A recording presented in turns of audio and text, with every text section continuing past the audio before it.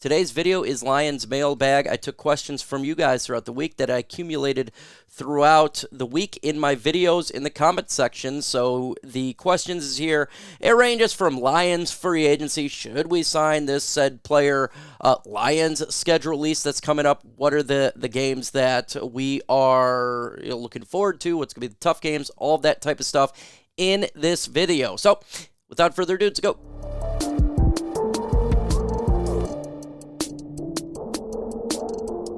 If you're a fan of the Detroit Lions, go ahead and smash that subscribe button right now. It's big and red, easy to do so because we do Lions rumors and news all the time on this channel 24/7. So let's go ahead and get into the mailbag questions already. I did read them, obviously. And the first one here is, should the Detroit Lions sign Bud Dupree, the linebacker that was played for the Atlanta Falcons and the Tennessee Titans? He's an edge rusher, pass rusher. Last year, 6.5 sacks. And familiar with the Lions defensive line coach. So should the Lions sign him? I don't think they have to sign him at all. I don't think they should sign him. I think if they want to sign him, they can. And this is what training camp is all about. We got training camp coming up to see who's going to break out. There's some players that when we drafted, Mackay, what's he going to do? Some players like Betts we picked up in free agency. We want to see what the players that we got can do first. And if they're proving that they're going to be very useful for the Lions this season and breaking out in training camp and doing better than maybe even what I expected, there's no reason to sign it, right? Because you got the players you got. Let's see what they can do right now. Now, look, if they suck, right? If the players whom we got, Marcus Davenport, all these, they're not doing anything in training camp and we need another pass rusher, yeah, go ahead and sign Bud Dupree, right? Like, I have no problem with that, or even to look for a trade at that cost. But right now, let's kind of focus on the players that we currently have on the roster. And we got a lot of players, and see what they can do, right? This is what Brad Holmes banked on, is his ability to find talent, not necessarily getting the biggest names. And we didn't do that in free agency in the draft for edge. So let's see what we got first, and then we can go there. But I got a question for you. Would you sign Bud Dupree to a deal for this year? Why for yes and for no? Let me know your thoughts in the comments below. Let's continue on with the next question. Who is the most underrated Detroit Lion? Love this question here. And I'm going to continue to say probably the same name that you've heard me say the last couple of years, and that's Kalif Raymond. I think he is the most underrated Detroit Lion on this football team. He can do punt and kick return. The guy is really fast. He catches everything. He can do, literally, he could be in the slot. He could be on the outside. He does big plays. He makes first downs. He catches everything. The guy is just a stud. Now, the only thing that's hurting him right now is the injury that he sustained last year. But he should be good to go for training camp, dealing with the ankle that he had. But he brings big play capability to the Lions. He really does. And you get tired of hearing that the Lions, they don't have anybody that can go deep. Well, Kalif Raymond, yeah, he's short, but he's shown that he can. He is a player that you can rely on. You really can. I think another player that's probably underrated is Donovan Peoples-Jones. Not a lot of people expecting anything from him. And I think that he's going to have a pretty big season this year. So I'm going to go with the wide receivers duo right there. Both those players, I think, will be underrated this year. Donovan Peoples-Jones, just because nobody's talking about him. Like, really, nobody. Let's continue on to the next question. Why are the Packers crying over Brad Holmes? This is interesting here, and I really don't understand it. I don't know about you guys, but, I don't really pay attention to my rivals or really anything, what they're doing. And generally speaking, if you're an adult, you don't really care what other people are doing. And Brad Holmes, I really do believe, does not care what the Green Bay Packers are doing. Is not looking at their roster saying this is what we got to do. But the Packers are. And look, I get it. We jumped him last year. We got Branch. We jumped him this year. We got Terry and Arnold. But dude, fellas, general manager over there, why are you so salty? This is the name of the game. People trade up and down all the time. And if you don't like what the Lions are doing, then I got an idea. How about you jump up and trade for Terry and Arnold? I really don't understand it. It's kind of childish, if you ask me. How about you look in the mirror before you criticize us? Look in the mirror and criticize yourself. What is your team can do? What can the Packers do? What can they excel at? You guys were in the playoffs last year and lost. Okay, so what can you do better? Don't worry about what the Lions are doing. Who cares what we're doing? You need to be focusing on what you're doing and or lack thereof. So they're just salty, and it's weird because the Packers have been so good for so many years, and all of a sudden now that they're not the boy toy, they're not the favorite of the yard, they're not bringing the milkshake to the yard, right? They're not bringing the boys to the yard. Is what you get so upset about. The Lions doing that, man. Grow up, get up. It's really salt. It really is, and he's kind of immature. It really is, but. Let me know in the comment section right now, what do you think of the Packers GM? What do you think of the Packers organization? Or if you're like me, put hashtag FGB in the comments below and show the love that we don't have towards them. Next question here is, do you believe the Lions signed Jake Bates because we didn't take a kicker in the draft? We got an undrafted one in Michael Badgley. I do think that the Lions are going to sign him. I do. You're going to have to wait a little bit until the UFL season is over, and it's not like you have to do it right now. Training camp's not for a while.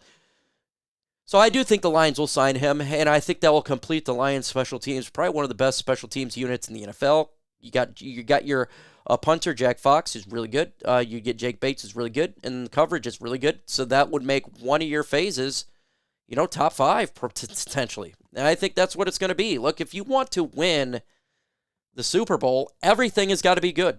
Offense, defense, special teams are pretty good, at least, and then you got to have luck and everything, and right now, we just don't have the kicker that we feel like can get that 60-yard kick. Like Jake Bates, 64-yarder, 62-yarder, 54-yarder, 50. Like, this guy is doing big kicks at Ford Field, so he could be the final piece to the special teams. And why not sign this guy? It's not going to cost that much. Yes, there are other teams that's looking for it, but he's a kicker. So, yeah, sign him and finish up the special teams so we don't have to worry about that spot anymore. And we're just basically worrying about what the defense, how they'll improve. So, yes, I do believe they'll sign him, and it'd be a good deal for the Detroit Lions. Why not? What game are you most looking forward to watching? First off, we don't know when we're going to play these teams. So, but I'm going to assume this is probably going to be primetime games for the Lions, but there's a couple here, and I want to mention a couple because it's hard, and there's different reasons why I want these guys on there. But first off, the Green Bay Packers, I'm really looking forward to them this year. Generally, I don't really care what the Packers do, but with the GM whining all week and whining and crying since the draft, how they're I would love to beat them just to shut this guy up.